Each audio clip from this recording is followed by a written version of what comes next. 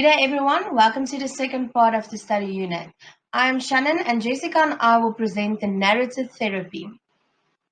Firstly, the introduction to narrative therapy. Michael White was one of the co-founders of narrative therapy. His work with families and communities has provoked widespread interest. The second developer of narrative therapy was David Epstein. He was known for contributing a great amount of work to the research done on eating disorders. Individuals use interpretive stories to construct their meaning in life, and these stories are then often treated as the truth. Dominant cultures have powerful narratives, and individuals internalize these messages, which often leads to working against an individual's life opportunities. Narrative therapy is a strength-based approach. It emphasizes the collaboration between the therapist and the client. The therapist helps the client to view themselves as empowered and live the life they desire. This brings us to the key concepts of narrative therapy. The focus of narrative therapy entails the therapist to form a collaborative approach with clients, as well as listen to the client's stories in a respectful manner. Therapists will search for times in the client's lives where they were resourceful and make use of questions to help clients engage and facilitate their exploration. Therapists should also avoid diagnosing and labeling a client based on their problems and rather help them identify the influence the problem played in their lives.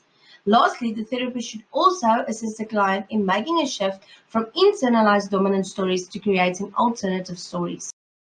The role of stories believes that problems are manufactured in social, cultural, and political contexts. Our stories shape our reality because they construct the way in which we see, feel, and do. Change occurs when exploring the language used in creating and maintaining problems, and it leads to both change in the therapist and the client. Just like other social constructionist theories, it is important for the therapist to listen to the client without judgment and blame, as well as value them. Furthermore, while they share their stories, they create meaning and new possibilities, while the narrative therapist helps them modify painful beliefs, values, and interpretations. Interpretations should flow direct from the stories of the clients, which means that the therapist should avoid developing a preconceived and imposed theory of importance, as well as ensure that they do not impose their value system on the client. When clients share their problem-saturated stories, the therapist must firstly not get stuck in the stories, and they must also identify times of competence when clients were faced with problems. The narrative therapist believes that the following resources, such as abilities, talents, positive intentions, and life experiences, can open up new possibilities for action. The narrative therapist does double listening, which means that they separate the client from their problems. The narrative perspective focuses on the capacity of humans to be creative and imaginative.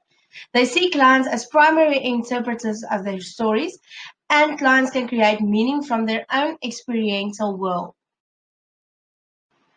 This brings us to the therapeutic process of the narrative therapy. The structure of the narrative approach entails that there is a collaboration with clients to identify the name of the problem, personify the problem, and establish the disruption and discouragement the problem has caused the client. By exploring different alternative meanings for events, the client can view the stories from different perspectives. The therapist must look for exceptions to the problem where the client was not dominated by the problem. Finding evidence results in developing a new view of the client as competent enough to escape the oppression of the problem. At this phase, the client's identity and life story is rewritten. Therapy creates a strong and competent person, a client that becomes free of their problem-saturated past stories, and a client that can see a less problematic future. Because the client's problems initially developed in the social context, it is important to evolve the social environment to support the new life story. Furthermore, it is extremely important that the new developed story formed together with the therapist should be also lived outside of therapy. The narrative conversation entails a shift from problem stories to externalized description of problems. We must identify the effects of the problems on the individual. Clients evaluate the problems and its effects, and we must listen for signs of strength in clients' problem-saturated stories. We must build new stories of competence and acknowledge their achievements. The therapeutic goals entails that we invite people to share their experiences in new and fresh language. This creates new ideas of what is possible. New language helps with new meaning development for problematic thought, behavior, and feelings. Furthermore, creating an awareness of the impact of various aspects of dominant culture, as well as broadening perspectives and facilitating discovery of new and unique options to clients, are also important therapeutic goals. The function of the therapist is to be active facilitators, and it is also necessary for the therapeutic relationship that the therapist conveys interest, respectful curiosity, openness, and empathy. Furthermore, the not knowing position of the therapist creates participant observer and process facilitator roles. The therapist's role is to help clients construct a preferred storyline, take the position of respectful curiosity, work with the clients to explore the impact of the problems, as well as what the client does to reduce the effects of the problems, acknowledge that the client is the expert, and avoid the use of certain language that relates to diagnosis. It is important to note that the shift in language is used to separate the client from the problems, which deconstructs the original narrative and makes the problem objective and external to the client. In narrative therapy, emphasis is rather placed on understanding the client's lived experiences. With regards to the therapeutic relationship, emphasis is placed on the value and ethical considerations the therapist brings to the relationship that creates a power-sharing dialogue. The therapeutic relationship is characterized by collaboration, compassion, reflection, and discovery. The strength-based and future-focused nature of therapy contributes to the collaborative relationship. Therapists use their authority in the way of treating the clients as the experts of their own lives. This is called co-authoring or sharing authority. This challenges the position of the therapist as all-wise and all-knowing. We must acknowledge that the client coming to the narrative therapist is living in a problem-saturated story with faulty thinking and limited perception of their abilities. Therefore, it is necessary for the therapist to draw out other strengths of the client to improve the client's perception of their capacities. The therapist enters the dialogue and asks questions in effort to identify the client's resources, perspectives, and experiences. The narrative therapist supplies optimism and a process, and the client generates what is possible and starts the process. Hi, my name is Jessica, and I will be covering application, the therapeutic techniques and procedures of narrative therapy, as well as postmodern approaches from a multicultural perspective. The therapeutic process of narrative therapy. This therapy has no set structure that will result in a positive outcome. A narrative therapist's personal characteristics will create an environment that will result in the individual beginning to view their problem from a different viewpoint. Narrative therapists also take into consideration the client's culture. Conversational trajectories that the narrative therapist will use include questions, externalization and deconstruction, search for unique outcomes, alternative stories and reauthorizing, documenting the evidence, and group counseling. Questions in this therapy are used to discover and generate experience. Narrative therapists will not ask questions they already know the answers to so that the new views on the problem can be discovered. Questioning also helps identify cultural assumptions and to indicate to the therapist the problem's origin. Externalization and deconstruction.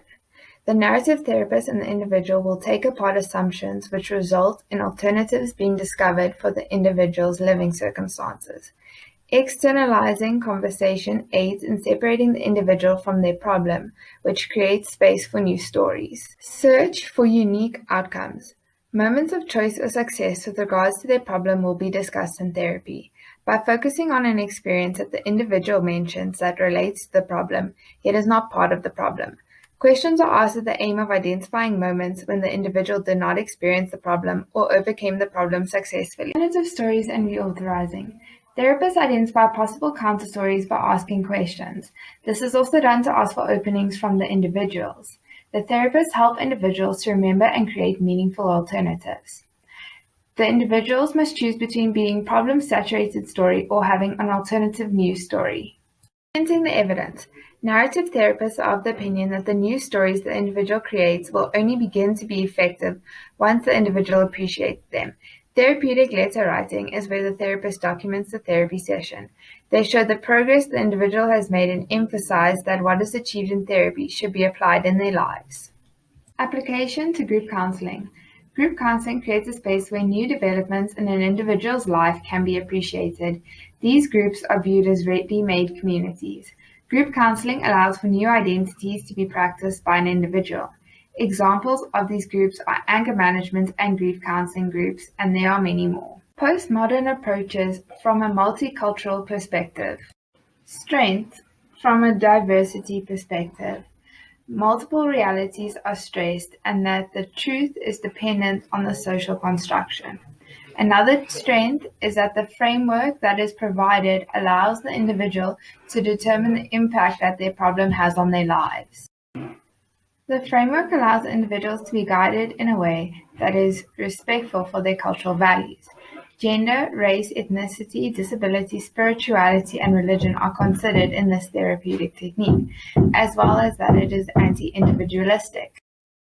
The last two strengths identified are firstly that the culture of the individuals are explored in therapy, and secondly that the individual can view their new narrative while being mindful about their cultural beliefs and values. Section we will be covering is shortcomings. The client is not the expert, and the therapist's position in therapy is not one of knowledge. The therapist not being assertive as the person of knowledge, but rather enforcing the individual as the expert, could result in the individual not trusting the therapist. Thank you for listening to our presentation. If you have any questions, please feel free to message us. Thank you.